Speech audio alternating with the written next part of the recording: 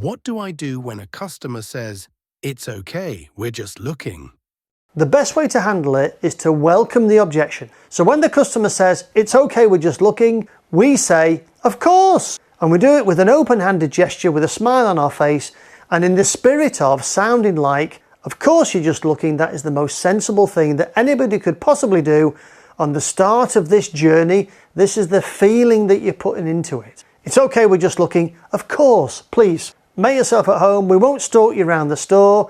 My name's Adam. Let me just give you a couple of pointers and explain how things work, and then I'll leave you to it to try things at your leisure. I'll catch up with you in a few minutes.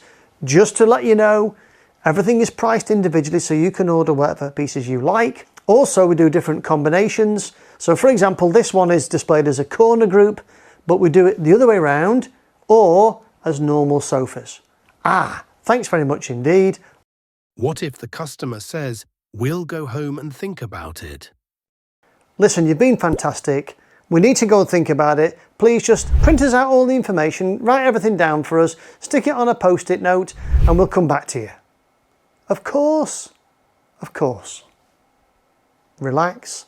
Let that pressure go for a second or two. If you don't mind me asking, what is it exactly that's causing you to hesitate? Now, the lack of pressure is helpful. And what's also helpful is, what is it exactly, because they have to tell you exactly, that's causing you to hesitate? So hesitate is a bit like an amber light. So you're sat at the traffic lights, it's gone to amber, but the customer can't go because there's something that's stopping them going. So we're going to find out what that is. If you're going to lose the order there and then, you may as well know why. If you don't mind me asking, what is it exactly that's causing you to hesitate?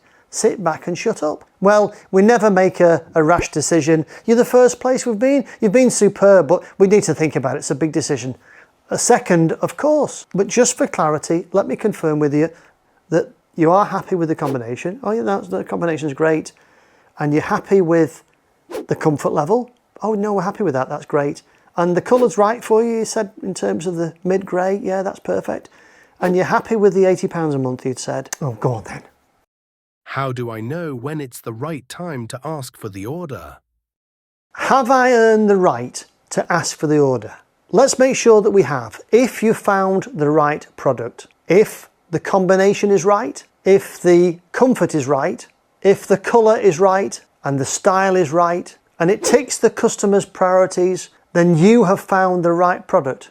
If the payments and affordability are right, if the investment is right for the customer, then instead of giving them some information to go away and think about, we should, and you know, be asking for the order. Ask yourself this today. Have I earned the right? Have I ticked the boxes? If you have, just ask for the order. How do I avoid coming across as pushy?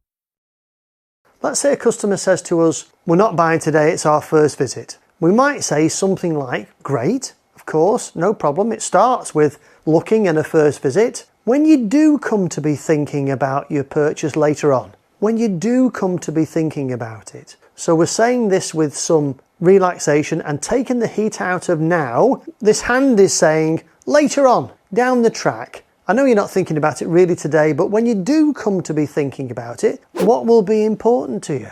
Will it be leather or fabric? What sort of comfort level are you thinking of? And we've got them to answer that because we're not bothered about whether they're buying today or not. We've just said, when you do come to be thinking, we've deferred the decision, even though we're going to get an answer today. So if the customer's anxious, maybe if they're elderly, maybe if they're a bit nervy, maybe if it's the first time they've ever bought a major purchase, maybe it's the first time in ages that they're buying something, and we have to bring them on the journey with us. This skill of being able to ask questions in a softer way, dropping your tone, changing your language, it's going to make a big difference. How do I recover after a rude customer or after I lose a sale? So we want to create an attitude that is proactive rather than reactive. Now, a reactive attitude means that if things go well with the customer, then we're happy and the day becomes great.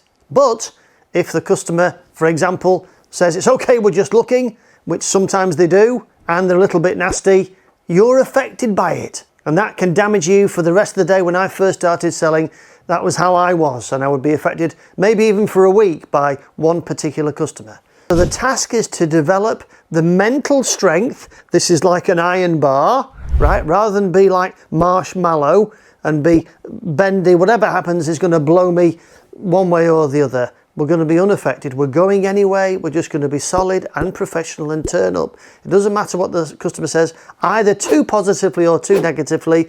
We're going to be delighted if it's positive, but we just keep going relentlessly, unaffected by whatever happens. We're actually going to become emotionally detached from whatever happens and move on regardless. How do I approach the customer without scaring them away? So first of all, think about the glass working both ways. And what that means is, in the same way that we're looking out, maybe stood as a group, looking at these customers walking in the store, most stores have glass windows or the whole place is glass so the customer can see in. And they might see that we're waiting as a group. They think waiting to pounce. So think about, in the same way that we're thinking about them, they are thinking about us. So the best thing to do in approaching a customer is actually to be doing something non-threatening. So that might be hoovering, dusting, polishing, moving furniture around, creating a list to stock take, checking prices, changing light bulbs, moving lamps. Be doing something deliberately non-threatening. My favourite thing was always hoovering, and I'd be hoovering the front mat of the store, and customers would always say, "Oh, you can come and do ours." Now that's before I'd even said a word to them. We'd have a laugh about it, and I'd say, "I'll be round at 4:30, I'll see you later on." We've already broken the ice. Nothing to do with selling them anything, and it seemed to me that the world over people say that. So I would spend pretty much all day, every day, hoovering the front mat of the store, off and on, or that open area, to be deliberately be doing something non-threatening. What do I do when a customer says they're comparing the same product at another store?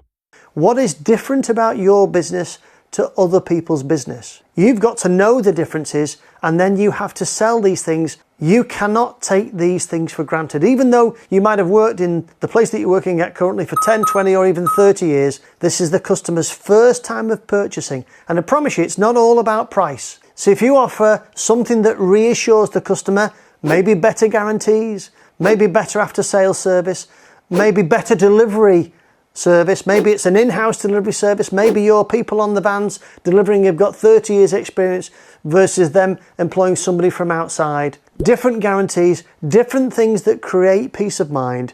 You cannot blow your own trumpet enough in selling to customers why you are different and in some ways better. I was at a store recently and there was a customer in that was comparing the same product but buying from somewhere else, and that other company only gave a 1-year guarantee and this company gave a 5-year guarantee.